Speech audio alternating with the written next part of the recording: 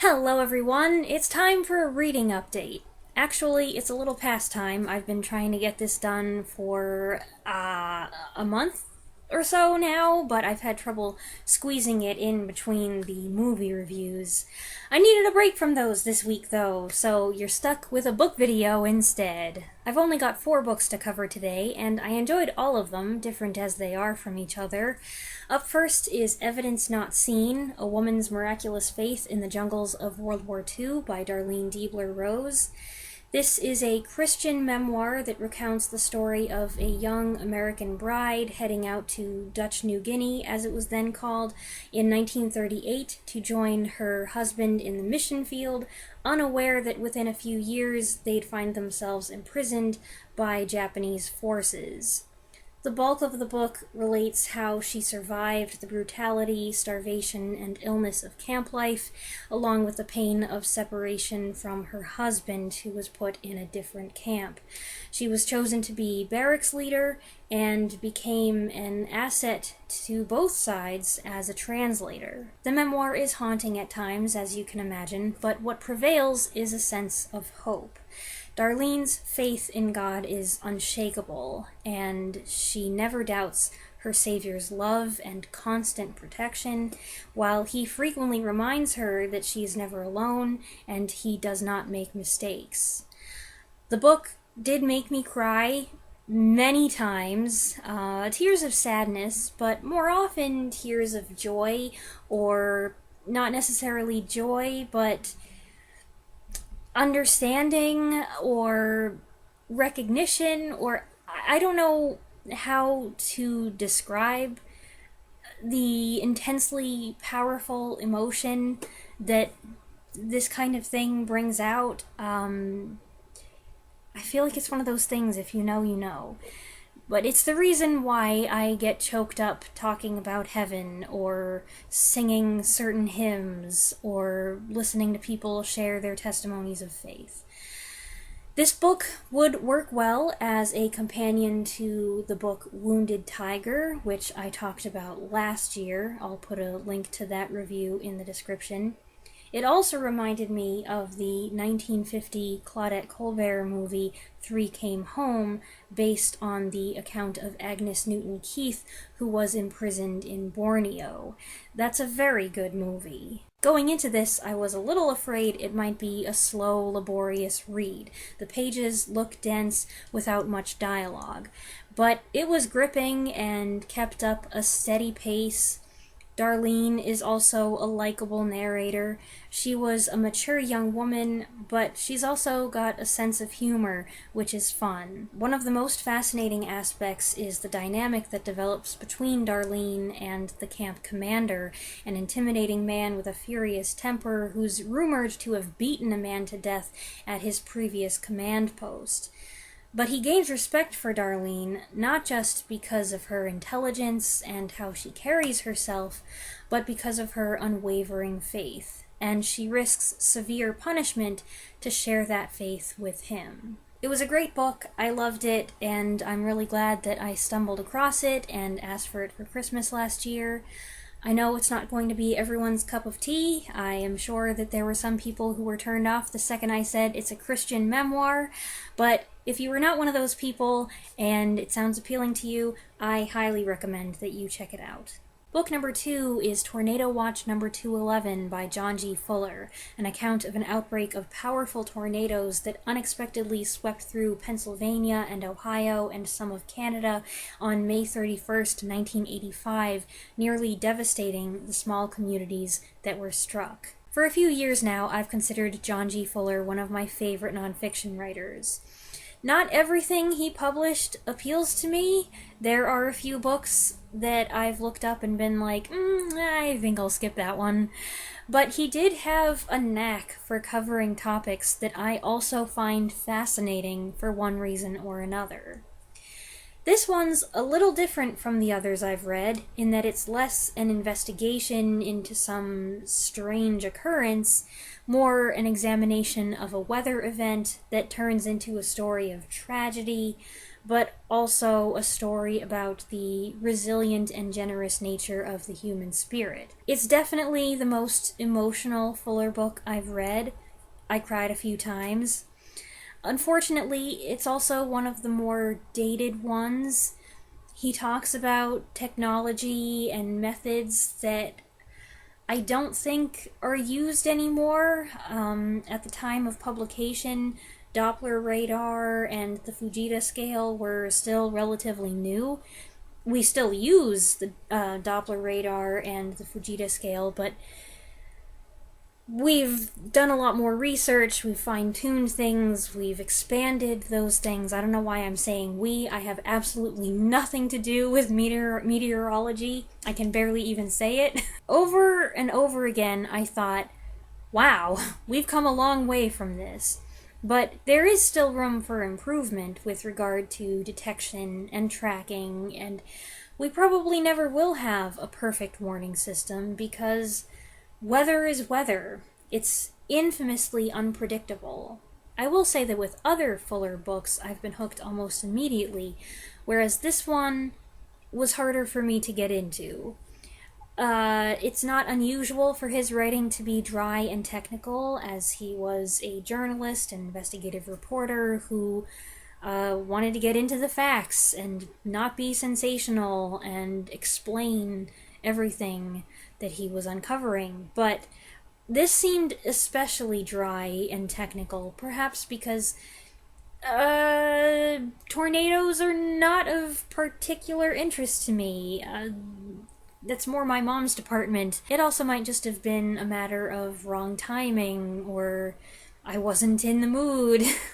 I had to force myself to keep going, knowing the compelling human interest stuff was around the corner. But after a rocky start, it ended up being very good. Fuller's style is suspenseful and thorough.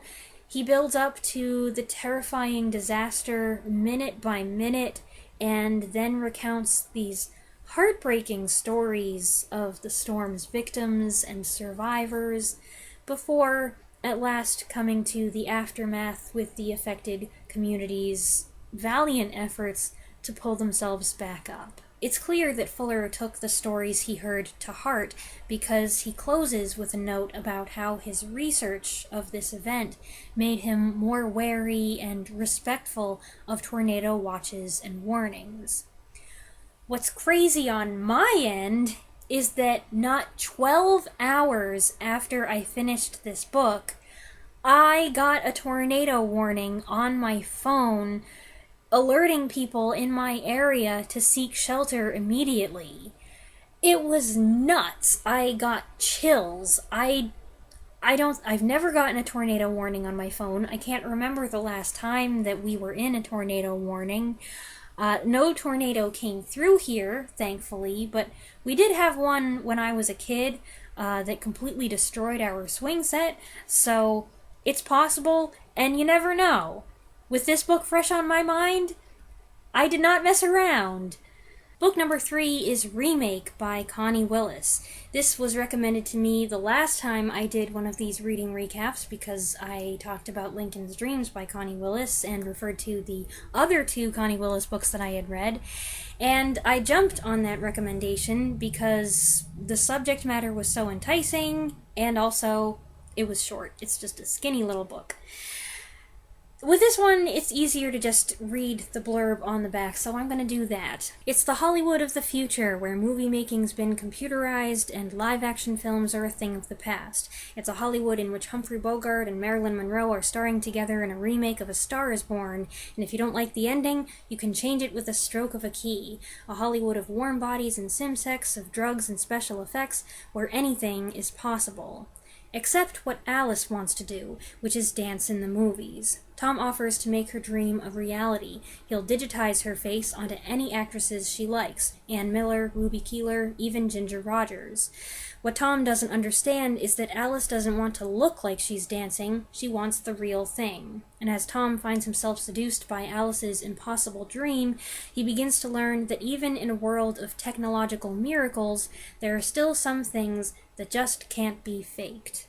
The extent of the world building in this relatively short book is impressive. This being the fourth Willis novel I've read, though, I definitely picked up on some thematic similarities to her other books. For instance, the main character fixates on a girl who's different from all the other girls, and he's trying to track her down. There are whispers of the possibility of time travel, and there's a potent love and respect for a bygone era, in this case, classic Hollywood. So, clearly, Connie Willis has her pet topics and ideas, which is fine. I did think this protagonist was kind of a jerk, although I don't think he meant to be a jerk. It just kind of, well, from my perspective, that's what he was. And there are some opinions voiced about old movie actors and how talented they actually were or were not that surprised me. Some of these views would ruffle some feathers, for sure.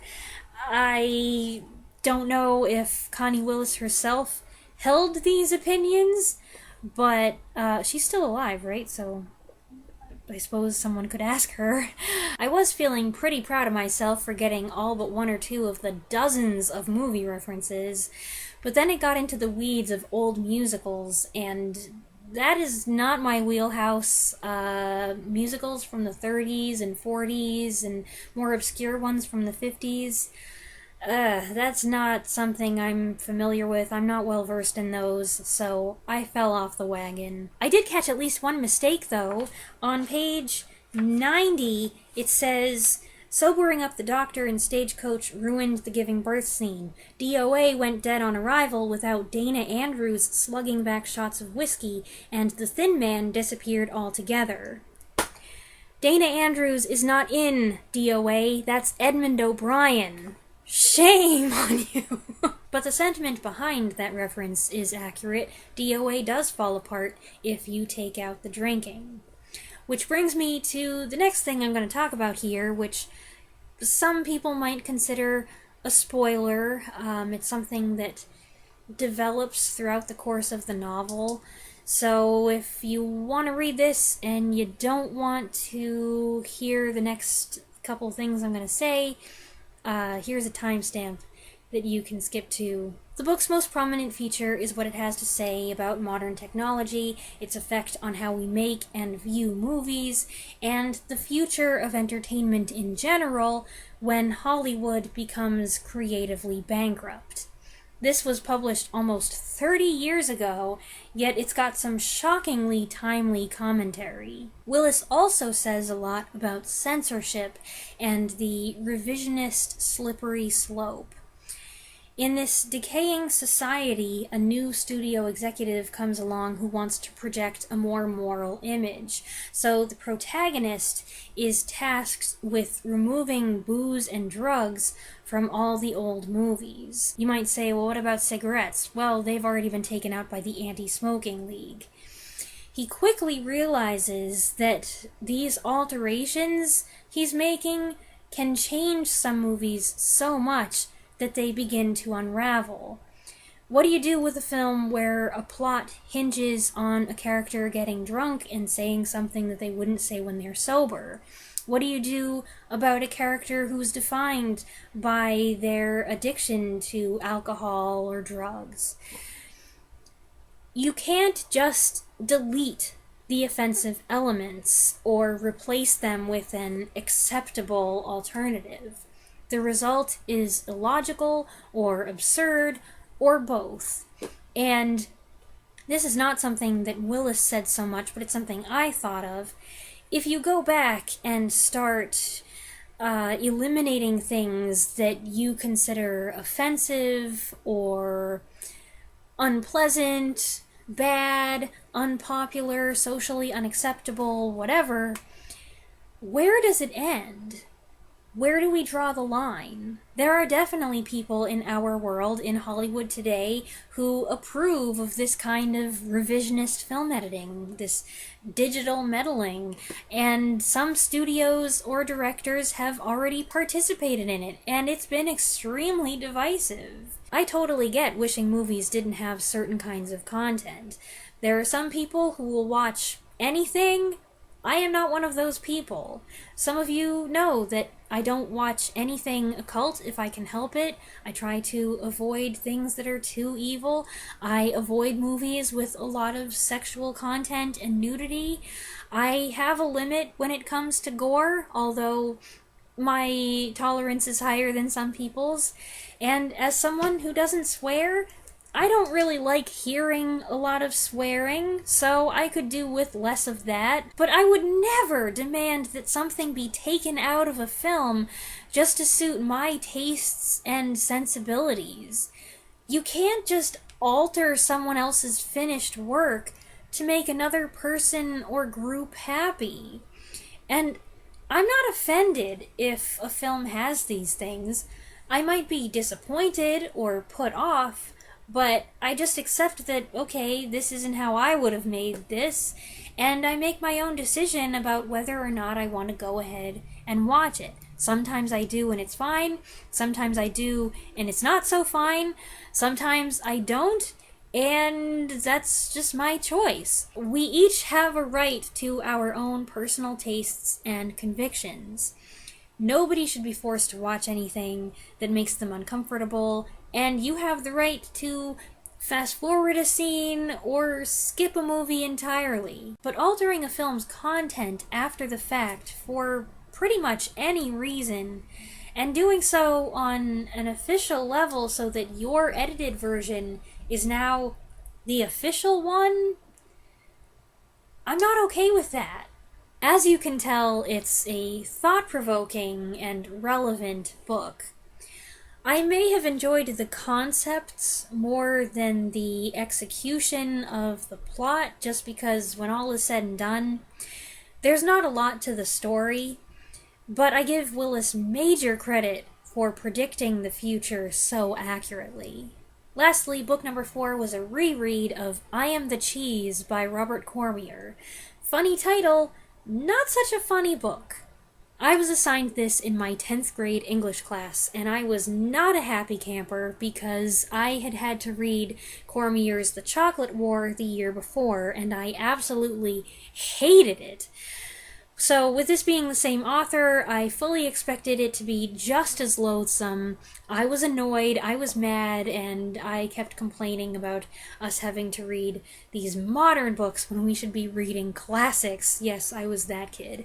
But Cormier then proceeded to redeem himself in my eyes. Not to the extent that I was like, I should read The Chocolate War again and reevaluate it. No, that's never gonna happen. But I did have a totally different reaction to I Am the Cheese, and I was stunned.